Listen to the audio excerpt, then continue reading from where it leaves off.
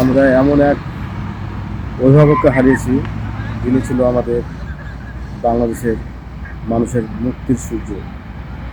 তিনি কখনো অন্যায়ের সাথে আপোষ করেনি। 1971 সালের মুক্তিযুদ্ধ থেকে শুরু করে তিনি কখনো দেশের বাইরে পালিয়ে যান। 90 স্বৈরাচার এসব পতন আন্দোলনে তিনি মুখ্য ভূমিকা পালন করেছিলেন। 24 গণঅভ্যুত্থানে তিনি কারান্তরীণ ছিলেন।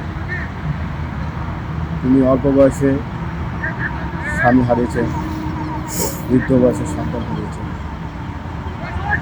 আজ আমরা অভিভাবক শূন্য।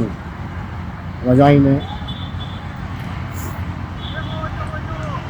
কখনো এরকম নেত্রী পাবো কিনা, জানি না। শত শত বছরে এরকম একটি নেত্রীর আবির্ভাব হয়। দোয়া করি আল্লাহ যেন আমাদের প্রিয় দেশনেত্রী বেগম খালেদা জিয়াকে জান্নাতবাসী করে।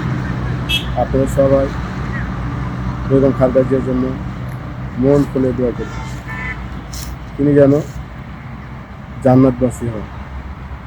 আমি